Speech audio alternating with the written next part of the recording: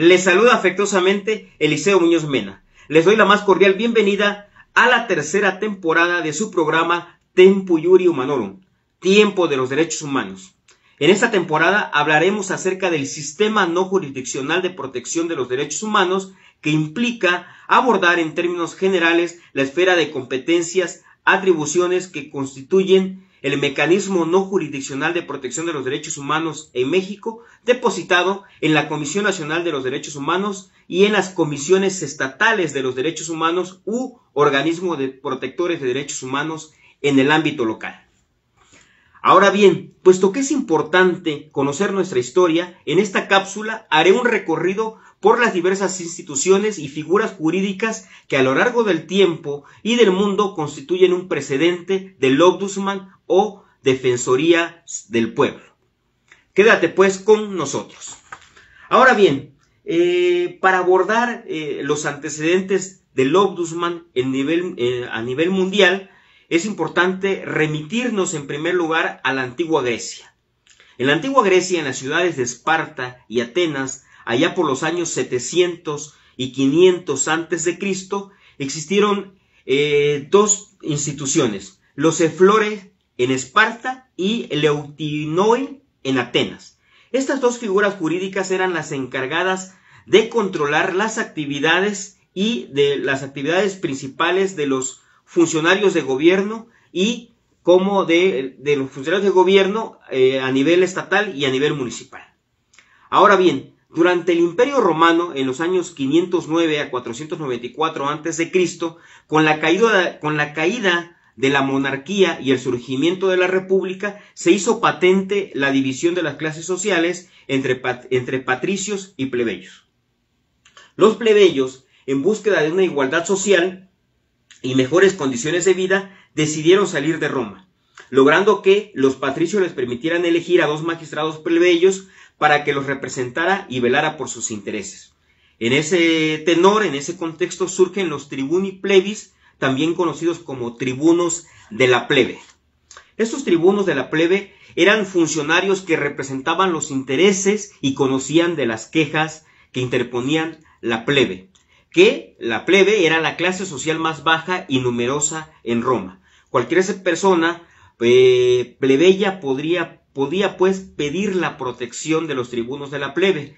Estos tribunos de la plebe en este sentido actuaban pues como defensores del pueblo, defensores de la plebe. Incluso los tribunos de la plebe tenían la potestad de vetar, es decir, de bloquear o rechazar algunas decisiones del Senado en pro o en protección de la plebe. En conclusión, podemos señalar que los tribunos fueron instituidos como una medida para proteger los derechos de la plebe frente a la aristocracia patricia.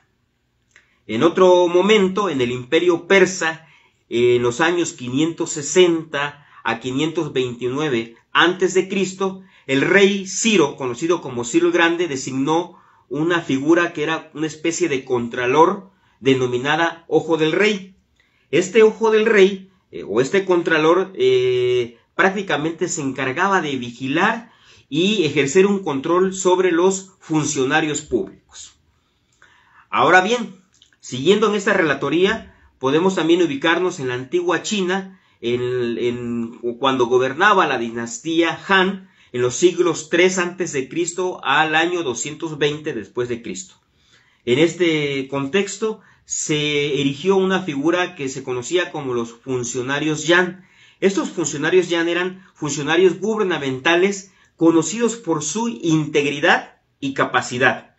Se esperaba pues en este contexto que fueran imparciales y justos en su trabajo.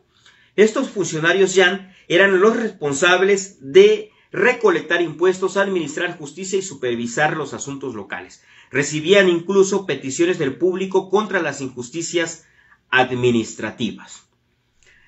Por otro lado, en la época bizantina, en los años 395 a 1453 después de Cristo, surge una figura jurídica conocida como los defensores civitatis o defensor civitatis, también conocidos como defensores de la ciudad.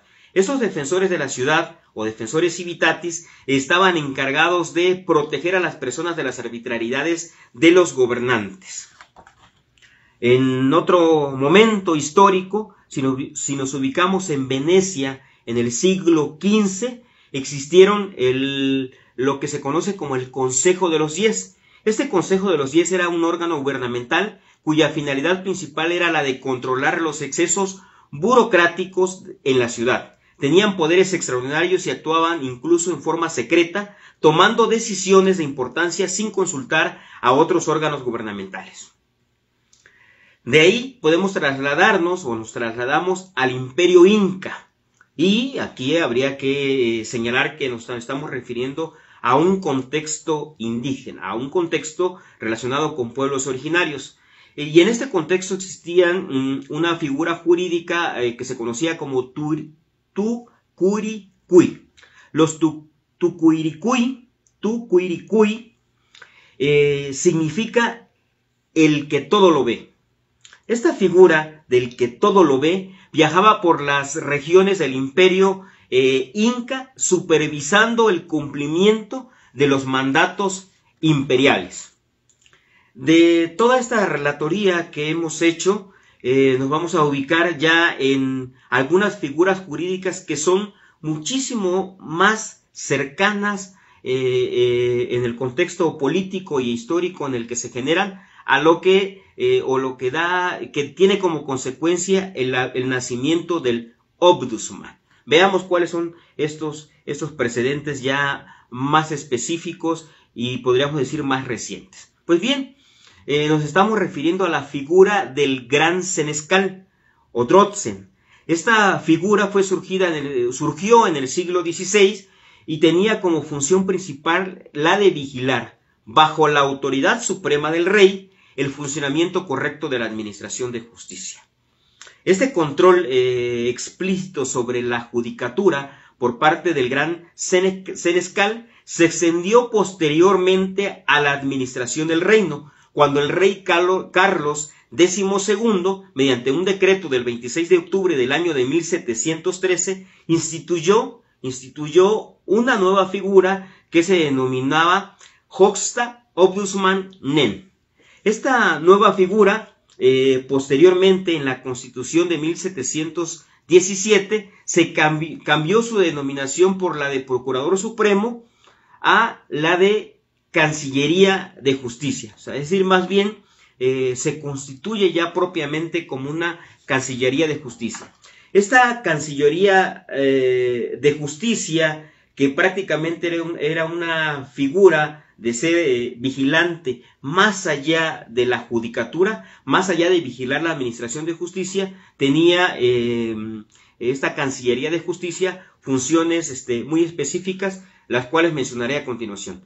Estas funciones son la de investigar quejas. En este sentido, esta figura del gran canciller investigaba quejas y denuncias de la ciudadanía sobre la mala conducta o injusticia de las autoridades públicas, tales como el abuso de poder, la negligencia, la discriminación, violaciones a derechos y procedimientos.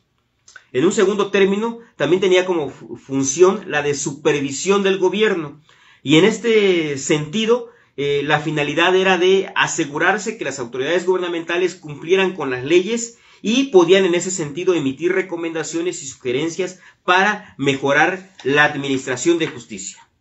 Así también, en un tercer momento, tenían como función específica estos cancilleres de justicia la promoción de la transparencia y la integridad. Trabajaban pues en ese sentido para promover la transparencia e integridad del gobierno y de las instituciones públicas, tales como el acceso a la información pública, la promoción de la ética y la responsabilidad en el ejercicio de la función pública. Posteriormente, esta misma figura, podríamos decir que fue evolucionando, se fue consolidando. No obstante, es importante señalar que en 1766 estos cancilleres de justicia fueron nombrados o tenían ya más bien los estamentos son los que tenían la obligación de designarlos. En este mismo recorrido histórico, en 1772, esta misma figura del canciller de justicia fue un órgano, es decir, nuevamente después de pertenecer al Parlamento, en 1772, el canciller de justicia fue un órgano nombrado por el rey en términos de lo que establecía la Constitución de Adolfo de 1772. Posteriormente, en 1776, el Parlamento decidió que el rey ya no designaría al canciller de justicia, sino que sería nombrado por los estados por un tiempo comprendido hasta la siguiente reunión de la Cámara, hasta la siguiente reunión del Parlamento.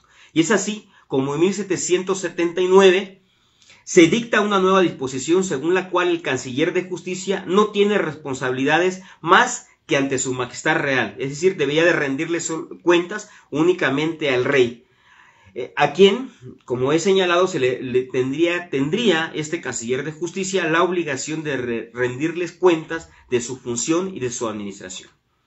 En este ir y venir de que el canciller era nombrado por el Parlamento o era nombrado por el rey o tendría que rendirles cuentas al Parlamento o al rey, prácticamente digamos que constituyó una larga disputa entre el rey y el Parlamento, y que al constituirse la monarquía parlamentaria se creó una nueva figura que se conoció como el Ombudsman, representante del Parlamento, conocido como Justitia Ombudsman. Esta figura del Justitia Ombudsman prácticamente se crea en el marco de haberse delimitado las tres principales funciones del Estado.